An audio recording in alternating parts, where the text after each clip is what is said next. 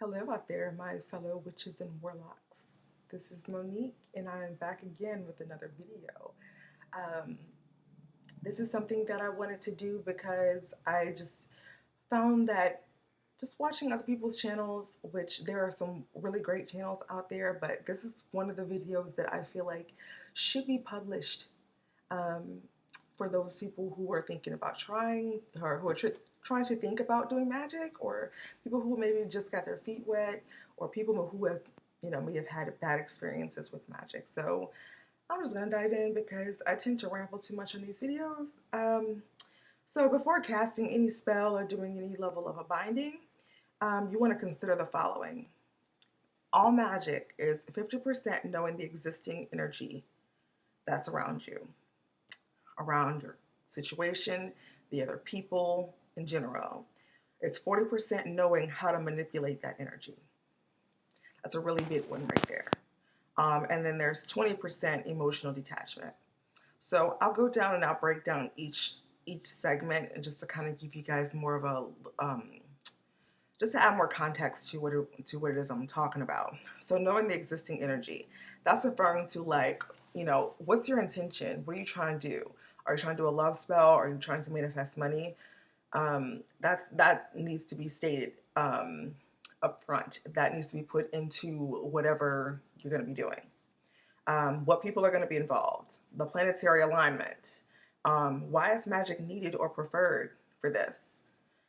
Could you be blocking this from happening naturally? That's a big one too. Um, also the intention of the other people that might be involved in whatever spell that you're doing. If you're doing it for love, what are their intentions? And are their intentions to be with you, or are their intentions to really be with somebody else? Or maybe you're stalking them. Are you really having to chase that person, or is it something that's already in progress? Um, are there any potential blockages or interferences? That's a big one too. That would have to be cleared out. This is just prep before you even start. You would really need to know, like, the actual energy in there in order for you to get a result that is remotely close to what you would want it to be. Um, so the 40%, which is the how to manipulate that existing energy, that includes the use of the elements. That's earth, air, fire, and water. Also ether as well too. You need to know how to use those.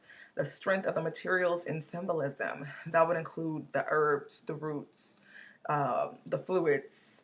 That would also include the symbolism, like a cross or the pentagram or whatever that is. You need to know the strength of that, and also the strength of it that might have been used in your particular bloodline, or maybe a particular spirit that just favors you. That will add to the strength of it. Also, clearing your space and keeping your auric field clear. This is one thing that I think people tend to skip over. I do see a lot about clearing the space, like using white sage or Palo Santo or something like that. But I really encourage all of my clients that are interested in doing magic that they need to take a salt bath before they start. Um, and I really try to get people to, like, wait a couple of days before they actually do it, and it's just to kind of give them an opportunity to think about, do I really want to do this spell? Like, am I really doing this for the right reason? Like, that's a big thing. And take a salt bath before you actually do anything. Not just a regular shower, but a salt bath. You are neutralizing your energetic fields of anything that might have attached itself to you, any thought patterns, any negative vibe that somebody else might have sent to you.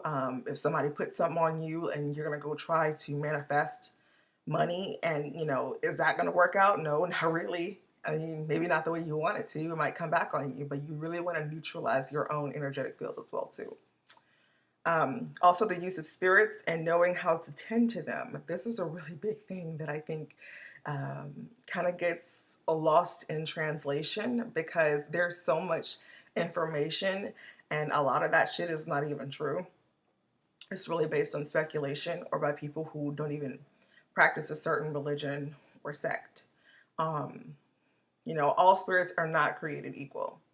You have people, you have necromancers, people who deal with a lot of the deceased spirits. You have higher level spirits who are 5D and above, you have the Orishas as well too.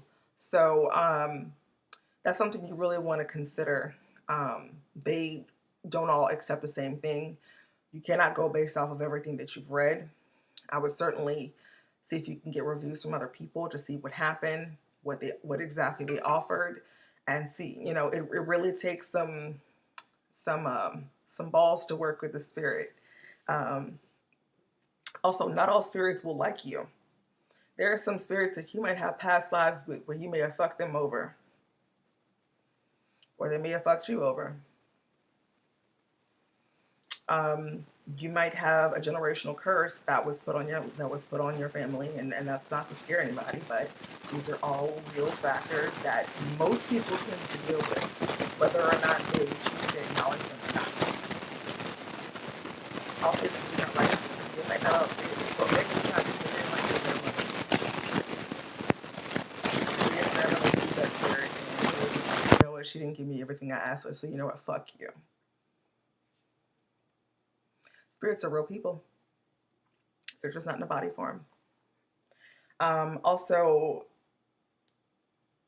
some spirits will keep coming back to you for more energy without actually like finishing what you told them to do.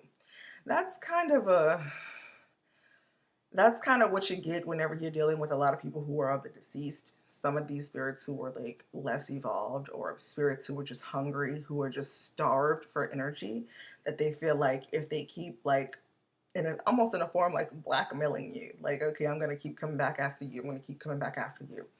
I'm gonna tear some shit up if you don't give me what you want me to give me what I ask you for. That kind of a thing. Um, so my reason for mentioning going into that level of detail for spirits is that you're not just going online or reading a couple of books on hoodoo or voodoo or magic or druidry, going eeny meeny miny mo trying to pick a spirit to work with. That's not really how that works. I really would encourage you to use a level of discernment and use your intuition and see who you're drawn to, and see who is really pulling on you, and see who's pulling on you for the right reasons. Make sure it's not your dead Uncle Ray Ray who's trying to get you to do something for him, like go out and go relay messages for him and do all this extra stuff that really has nothing to do with your spell. Because sometimes they will take you on scavengers. Um, but also to add to the how to manipulate that energy, it will be your consistent relationship with the spirits in nature. Um, that's kind of a big one too, as well too. Like, are you going outside? Are you spending time in the elements? How do you have a relationship with them? How do you have a relationship with these spirits? Say, for instance, if you are, have been practicing, wanga, the part of voodoo that is the magical practices. Um, Say, for instance, you are doing that. In order for you to maintain a healthy relationship with them, you would kind of need to give them, regular offerings, and you need to build a rapport with them. This is not like, that they're a cousin of yours that only calls you when they need something. That's not how that works. They're not gonna execute it in a clean way, and give you the way you're looking for. If you're going to treat them as though you were using them for that one time. That's not how you work. That's not how you work.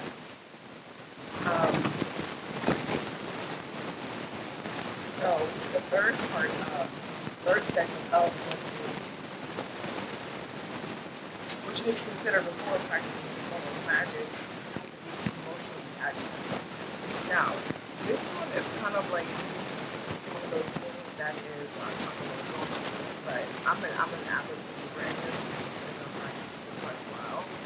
And the first one is emotions add tension and anxiety to the spell of manifestation. Manifestation in the form of I want to bring money to me, I want to bring love to me, anything that would attract something to me, anything that would manifest. I want a house, I want a job, I want a car, I want this, like anything that would attract or bring forth fruit. That would be manifestation. So you put your emotions in there, it's gonna scatter that energy. Or it's gonna cause it to become you up. scattered out, it's too freaked out. If you're in a collective of another planet, like that. You don't really want to add. You want to add more anxiety to the situation. You really want to be here. This is one of the reasons why we create workers. To use other housing because we workers are third parties. We have no emotional attachment to your particular situation. Although we care about you as a client or even perhaps even as a friend, but we need to not have that emotional attachment there. Somebody who's going to be grounded and still and know what they're doing and thinking clearly. Again, that also comes down to like the auric field. If you want to practice yourself, that's fine. But you need to make sure that your auric field is clear of joy, free of doubt, of fear, of all that great, all that not great stuff, bad stuff. Another thing is, on the other hand, emotions can strengthen a spell of destruction. So for instance, you want to hex somebody hits you off royally, and you want to fuck them up. Well, at that point, emotions kind of shifting. You want to think of every F-bomb you can think of that you can come up with, that you can get yourself to direct that energy toward a particular person or area in your life. So that can actually strengthen it.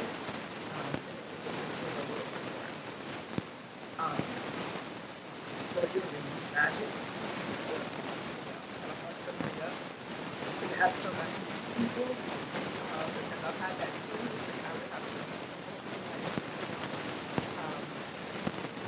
well, in my dream, I would find my own dreams and all of a sudden somebody that I already had to shoot and ask and all of a sudden, what the fuck do you want? Like, that kind of thing. More sensitive to you don't need to use magic.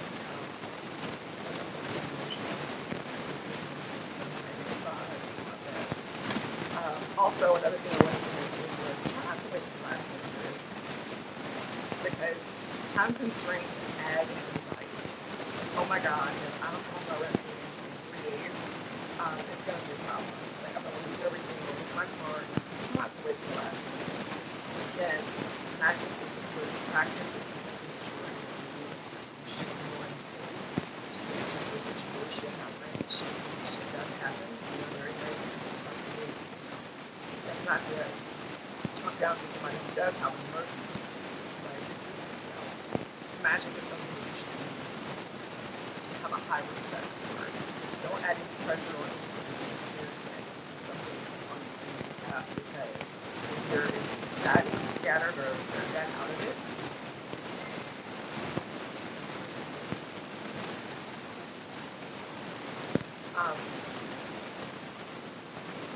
when your energy is that scattered, like that, it's really hard to control. Also, the last thing I wanted to add is magic is not a substitute. This is one of the biggest issues that I think I've run into dealing with people who are trying to invest money or whatever. Say for instance, you're having a hard time financially, but you're scared to get off and advertise. That's a problem. Magic is not going to fix that. It is not a bypass for people are not in a place to really bring them. At that point, you should not be trying to manifest money. You should be trying to manifest goals. Manifest those things that you need in order to make it. Because right now you're working backwards.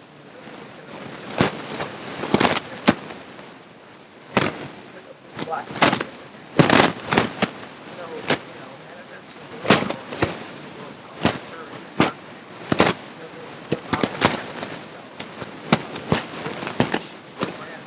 your fuck you're doing, or you have